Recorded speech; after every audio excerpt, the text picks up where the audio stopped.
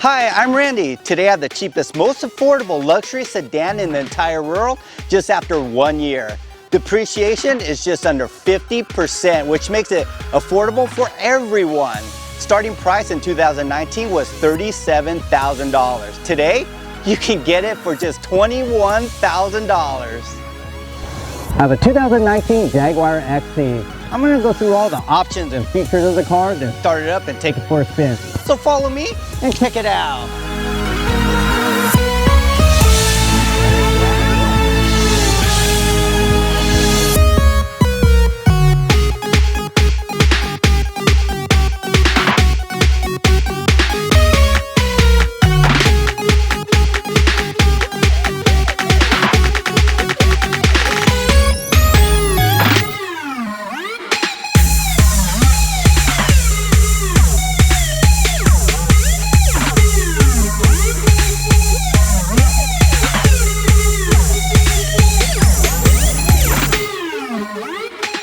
This Jaguar has a 2.0 liter 4-cylinder engine pushing out 296 horsepower and 295 pound-feet of torque. All that power goes to the rear wheels through an 8-speed automatic transmission. 0 to 60 comes in at 6.4 seconds. You'll get 34 miles per gallon on the highway, 25 in the city. Combined, you'll get 28 mpgs. MSRP was $37,000 back in 2019. Today, you can get it for less than $21,000. There's an optional supercharged V6 engine that pushes out 380 horsepower and 332 pound-feet of torque. 0 to 60 comes in at 4.9 seconds. MSRP in 2019 was $53,000. You can hardly find any of these. They go for about $50,000 today. Last but not least, you have the XE SV Project 8. This car handles better than a lot of supercars. It comes with a supercharged V8 engine pushing out 592 horsepower and 516 pound-feet of torque. 0 to 60 comes in at 3.5 seconds. Top speed is 200 miles an hour. Brand new in 2019 was about $190,000, although there was probably a huge markup. Today you can get it for about $160,000. Stick to the turbo 4-cylinder engine and you'll save $140,000.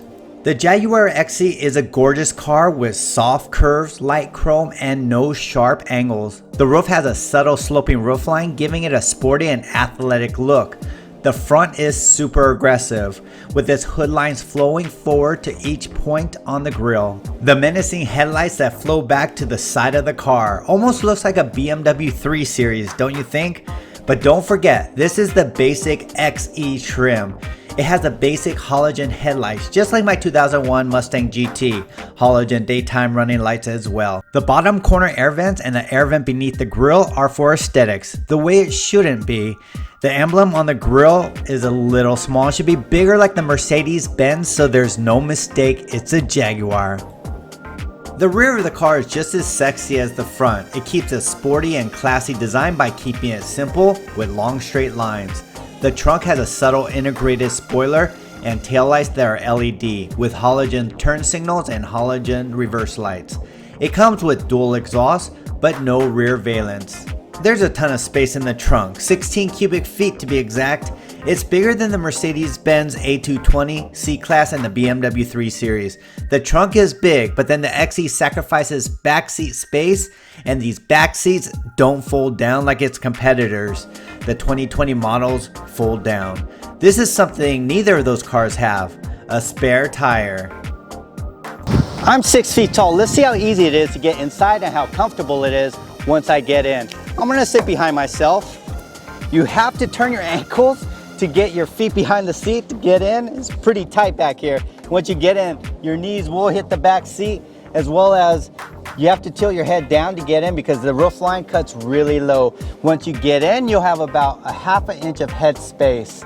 But the BMW 3 Series, Mercedes-Benz A220, Mercedes-Benz CLA have a lot more room in the back. So you want to check out those cars also. Jag is giving the bird to the backseat drivers. It's super tight back here, not doable for 3 adults for sure. It lacks headroom, feet, and leg space. On the brighter note, kids would fit back here perfectly. I really think that the Dodge Challenger that I reviewed had a lot more legroom than this car, even though specifications says that the Jag is 2 cubic feet bigger. You'll get 2 vents, a storage compartment, and 2 12-volt outlets that protrude into the back seat area. The synthetic leather is plush and nice. I want to say it's the same leatherette they use on the Tesla. It feels and smells the same. Pull the center down and it turns into an armrest with 2 cup holders. A lot of parts were pulled from the previous Jaguar XF and placed in this XE. Everything looks and feels nice, but it can feel a little outdated with a lot of shiny glossy black pieces, and the transmission dial feels like a cheap wobbly plastic piece. But who cares, right? If you can get this for $20,000. It still looks like a luxury sports car in my opinion, right up there with the BMW 3 Series and the older Mercedes-Benz C-Class. The seats are nice and comfortable for any size person. They're 8-way adjustable. At this price though, it should have came with adjustable lumbar support. The $27,000 basic Challenger that I reviewed came with it. I love the front doors. They're contemporary with different layers and lines. And if you're wondering like I did, all the windows are 1 touch up and 1 touch down. Check this out. I've never seen a speaker grille that looks like a square Pac-Man. You'll get an analog speedometer and an analog tachometer with a digital display with all your essentials in the middle. On the left side of the steering wheel, you'll get access to your digital display and phone. Behind that is a paddle shifter and headlight stock. On the right side of the steering wheel, you'll get access to your cruise control and lock control for your speed. I'll go over that in a little bit. Behind that is a paddle shifter and windshield wiper stock. Below that is your start your engine button. This is what the speed limiter does. This is for all you people who have lead feet. I turn on the speed limiter. I set it at 34 miles per hour and I can't go faster than that, and I'm pushing the gas all the way down. Check this out. And look at this. It doesn't fluctuate. How cool is that? I don't know when you'll need this, but maybe it'll come in handy at some point. 33, and I'm going like this the whole way. The center stack consists of 2 air vents, a 10.2-inch infotainment system that's pretty basic, a digital display to show you what level your air is on, a stack of buttons to control your air, an actual knob to control the volume for your radio, a storage compartment for all your stuff, and a transmission knob that disappears when you turn off your engine. And it reappears when you start the car. Voila! Below that you get more black glossy plastic, your auto engine start stop button, performance mode selectors, stability control on and off. That's the all surface performance progress button. Yeah, look that one up. Then your e-brake. Next to that you have your awesome cup holders that have a cover. Then you have a pretty good sized glove compartment with 2 USBs and a 12-volt outlet. You'll have to know what to look for to know what performance mode you're in. The sports mode, called dynamic mode in the XE, is red. Normal mode is blue. And eco mode is also blue, but it'll have a green gauge at the bottom corner to show your throttle pressure, speed, and the type of headset you're using. I'm just kidding, I really don't know what that is.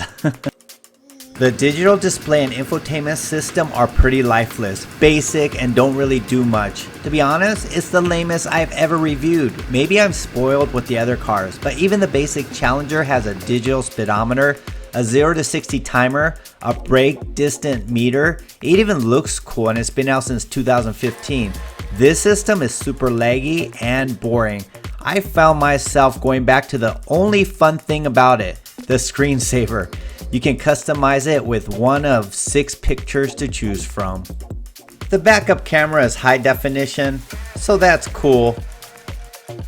It also has this cool sunglass holder, a couple of SOS buttons, and a sunshade and a sunroof. Now for the fun part, let's take the 2019 Jaguar XE for a spin.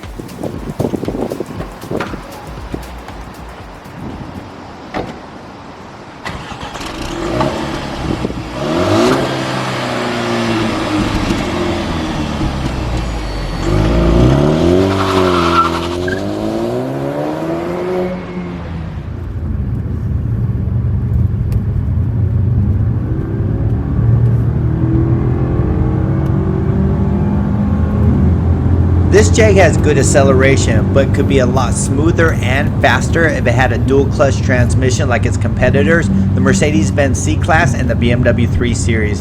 It comes standard in even their basic trim levels, and their base price are all about the same. My first impressions when I started driving this car is that it drives similar to the BMW 3 Series. The throttle response is quick and the suspension is tight for a luxury sedan. Let's accelerate and see how that goes right now since I'm here. Here we go.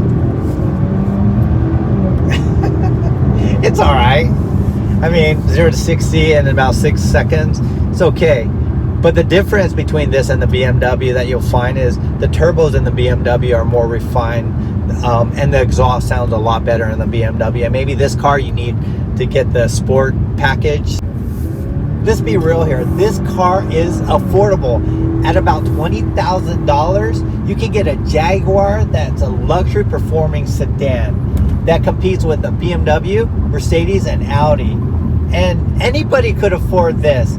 The only thing that I suggest if you get one of these is that make sure it has some warranty left, or better yet, make sure it's certified, and that will extend the warranty maybe a year or 2 years more depending on what Jaguar has on their extended warranties. But if you get one of these, make sure that you go into it knowing that it may have problems after 3 or 4 years, and that maybe this car may be in the shop more than you drive it. If you're considering a 2020 model or 2019 model, the changes are super subtle on the exterior.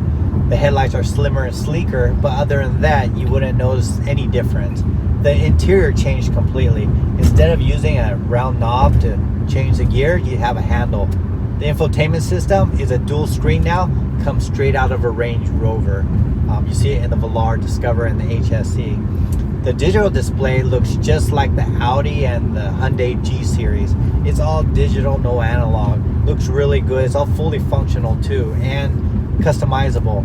And at the end of the day, is this car worth $20,000 with low miles, some warranty left, and the Jaguar nameplate?